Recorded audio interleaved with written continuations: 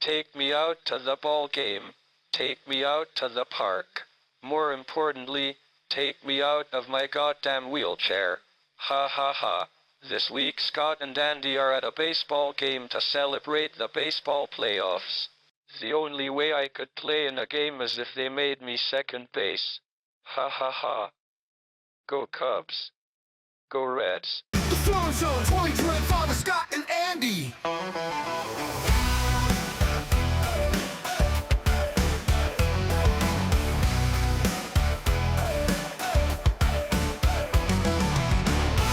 The Throne Zone 2025 with Scott and Andy. The Throne Zone 2025 with Scott and Andy. Welcome, everybody, to the Throne Zone 2025, a wrap-up of all the action in the League of Thrones, the greatest fantasy football league in all existence. I'm one of your hosts, Andy. And I'm your other host, Scott, and you're all dead to me. You're all dead to Scott. All right, listen, before we explain why everyone's dead, let's just get into game number one. Game number one. All right, game number one. The Electric Mayhem over the Maharaja's Madness by just about 3 points in what might be the biggest upset we've seen so far this year.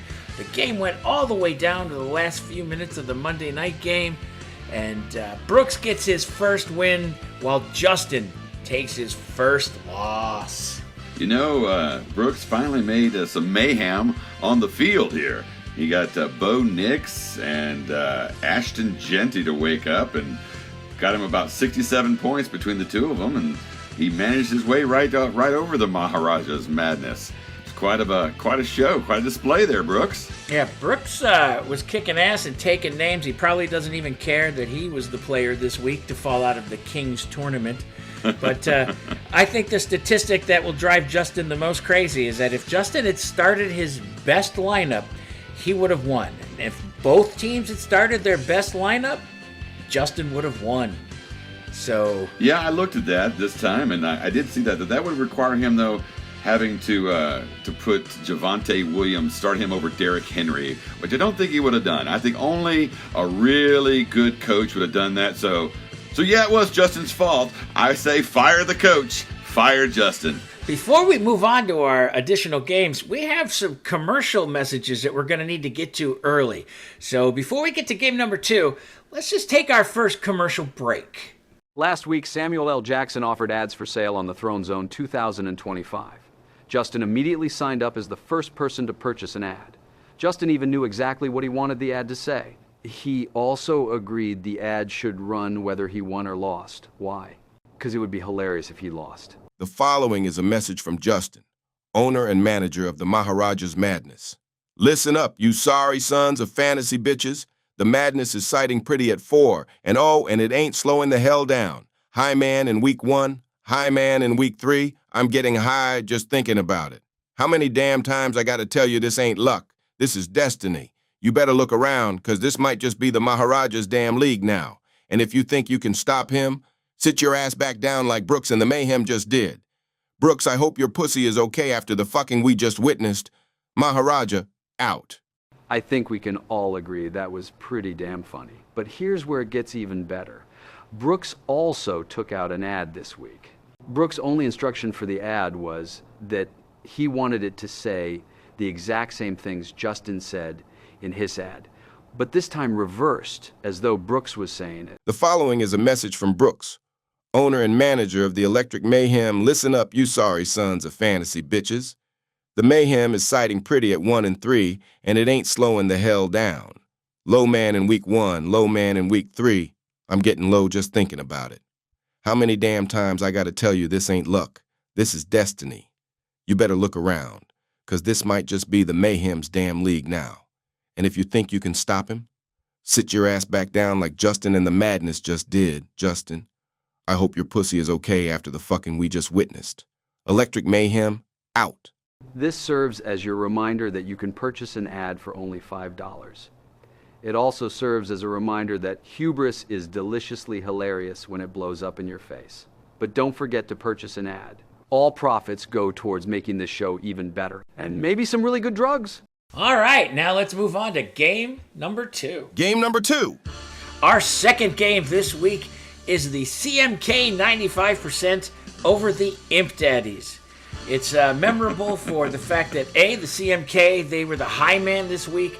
They mercy ruled the Imp Daddies. They get their first win. It's a good celebratory parade up there in, I don't know, Seattle, Washington, I don't know. Scott, here's the one statistic I have to point out, and I'm not rubbing it in your face, but the Imp Daddies could have had 75 more points if you would have started a perfect lineup. And you would have been by far the league's highest score of the week with 186.5 points. You obviously would have won if both teams started their best lineup, so ouch. Oh, I'm well aware. Of my ineptitude this week. I can only blame myself for that, and I'd like to offer congratulations both to Tony and Brooks, because by winning they share the late bloomer award, so they both get penalized $25. They couldn't hold off just one more week, one of them, to give it to the other person. But I tip my cap because he started a pretty good lineup. I could have beat him if I'd been smarter, but I wasn't smart enough, Andy. So you know what I say? Fire the coach. That's right. Fire the coach. Fire McGee. Get him out of there. He's had too much. It's week 4 and we're already firing everybody. Trust me, if the Bears hadn't won their game, I would have been on the fire everybody bandwagon. But gotta go. That's not why we're here. We're here for fantasy football. Yeah, you took an ass whipping. And again, everybody's getting their first win, so there is not a winless team in the league. And with Justin going down, there's no undefeated teams either. So I guess what you could say about our league is that we're just nothing but parity. Just mediocre all the way across the board. That's right. We're all average. Nobody's special. And speaking of nobody being special, let's move on to game number 3. Game number 3. Our third game this week is Danny's Gaines Villains. That's right, Danny. When you win, I'll try to pronounce your name right. The Gaines Villains over Jacob's Bad Guys. The Bad Guys were the low man. And I'll just say this. It was a battle between San Dimas and the Bad Guys going into the last of the Monday night games, and then Tyreek Hill had the decency to go out with an injury and at least clinch that Jacob would be the low man, saving me $5. And that's a brutal blow. I believe I saw Jacob make a post about how he used to enjoy fantasy football and now he doesn't. Wait a minute. I'm getting something here, Andy. Wait a minute. The Baltimore Ravens are still allowing people to score on them. The game's still over, but yet the scoreboard is racking up the points. I don't know what it is with Jacob and the Baltimore Ravens. They've had 4 weeks. 3 of those have been Ravens negative points. And he refuses to budge. And if he had started no defense, he would have beat you. And you'd have had the low man, but he still started the Baltimore Ravens. Well, you know what they say about fantasy football. Fool me once, shame on you. Fool me twice, shame on me. Fool me 3 times. Jacob, are you paying attention? Come on now. He's not. So you know what I say, Andy?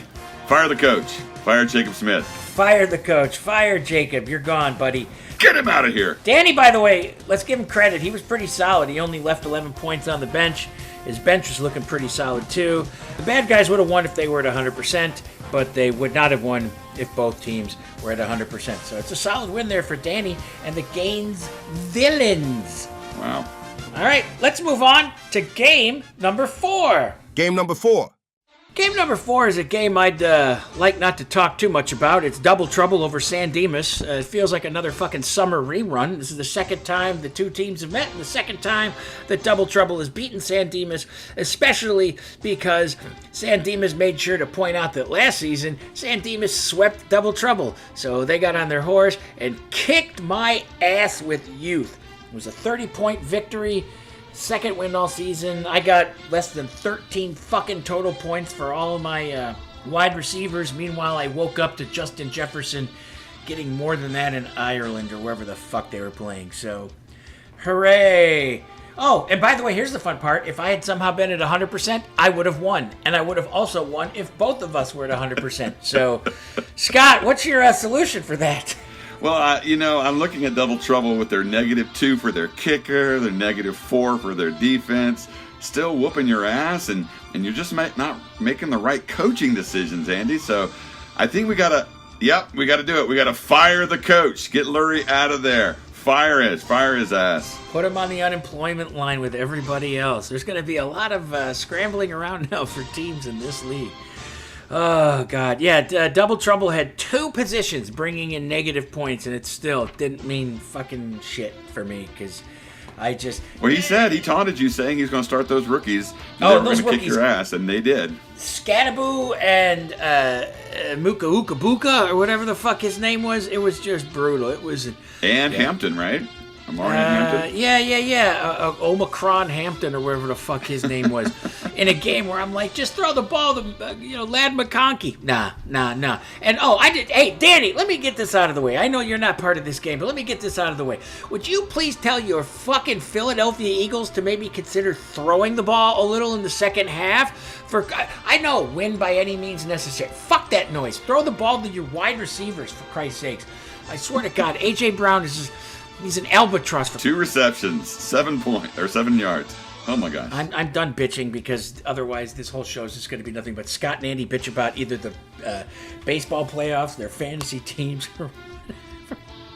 By the way, I don't think I pointed out. How do you guys like us? We're at the ballpark. Yeah. Looks lovely. Yeah, aren't we beautiful?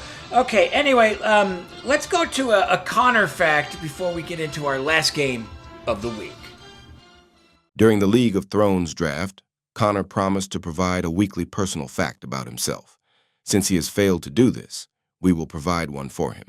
Like all of these personal facts so far, Connor will deny that they are true, but we all know that I, Nicolas Cage, am incapable of telling a lie. Anyway, Connor once wet his pants pretty badly while watching a scary horror movie. This did not happen when he was a child.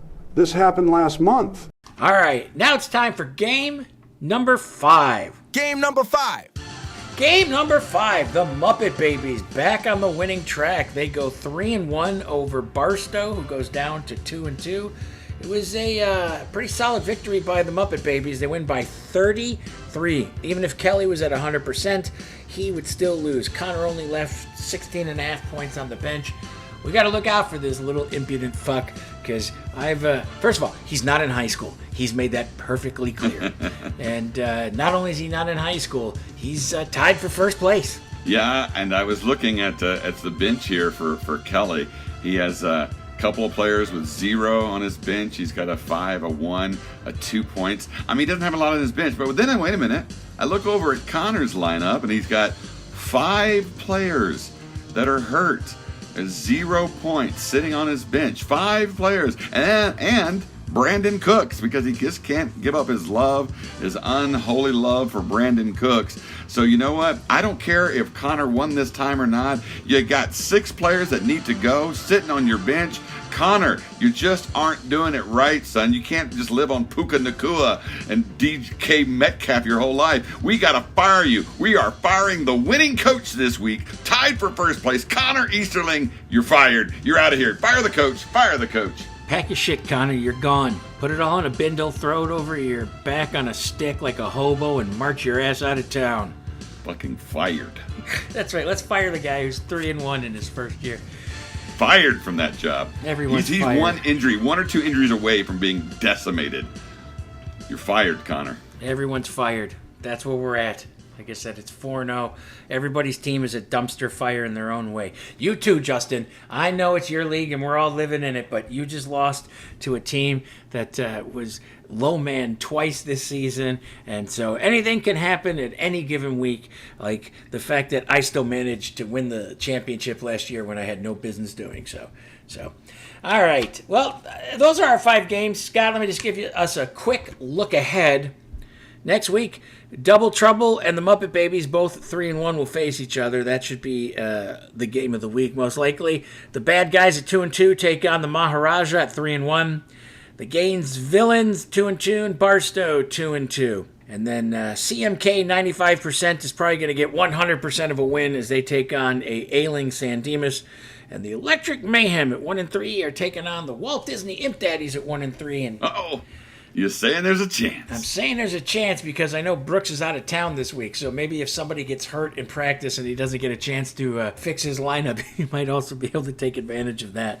I believe he's canoeing down a river. Well, you know, I had communication with Brooks. He's already set up some things in place for someone he knows very well that will help him to make sure he sets a lineup that he is comfortable with. So he's doing it smart, as a smart coach would.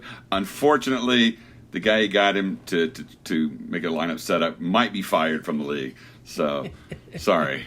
I don't care if he is your son. He's fired I don't from the think we've league. left any coaches alive in this league. This is the first coachless fantasy football league. We're all just running on fumes. Speaking of coachless, Andy, if I might, I'd like to take a point of personal privilege again, if I may. Sure. I've got a couple of teams that I root for that I wish were coachless. I wish that we had the opportunity to fire some coaches. And so I'd like to take this moment to say how proud I am of my Cincinnati Bengals, how proud I am. They've done so well in these last 2 games. They scored a total of 13 points. They've looked so good. Looked an amazing team. And, you know, I kept thinking to myself, if it's not the coaching, it's got to be the talent. It's not the effort. It's got to be the talent. Well, you know what it is? It's not the talent. We got the talent. It's got to be the coaching then. It's got to be the coaching. They're fired. We're firing Zach Taylor. Sorry, you're fired. Oh, and the Reds kind of make the playoffs. And Terry Francona, I don't know what you're doing. You might be too old to spell baseball anymore because the lineups that you do, the things that you do bringing in the bullpen, I don't know. You're fired. You're fired, Terry Francona. So I'm firing all the Cincinnati coaches as well. So that's what I'm doing. I'm calling for it to happen. I'm calling for it, Andy. Well, I hope you get your wish and everybody's out of a job. Fired. I hope misery befalls many different professional managers. Yep. And they find themselves regretting all of their decisions. That's right. They deserve it. They deserve the misery. They've got millions of dollars. They can eat their way through it. I don't care. They're fired. They're all fired.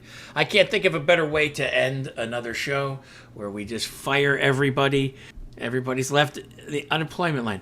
Well, fire both of us, Andy, so I don't even know. I don't even know how the Throne Zone will continue. No, I'm sure somebody's going to fire us off this job too, and next week it's just going to be 2 AI podcast hosts who will probably be more entertaining and better looking than we are.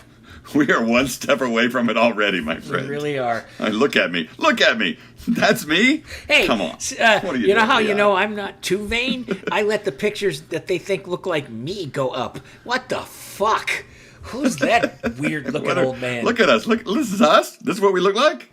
Yeah, I think we're gonna have to start using that filter that they used on the TV show Moonlighting, where everything was just gauzy and hazy whenever they showed Put a gauze whatever. over it, yeah. Yeah, we were just like, I think there's a person behind there. I'm firing the AI. I might fire the AI. They better get their You shit know what, together. Scott? I tell you what. Well, let's leave with a good-looking AI image. All right, now, all right, here we are. Check us out now. Okay. God damn, we're handsome. Ooh. All right. On that note, this has been the Nice. Throne Zone 2025 with Scott and Andy. I'm Andy. And I'm Scott. The Throne Zone 2025 with Scott and Andy. The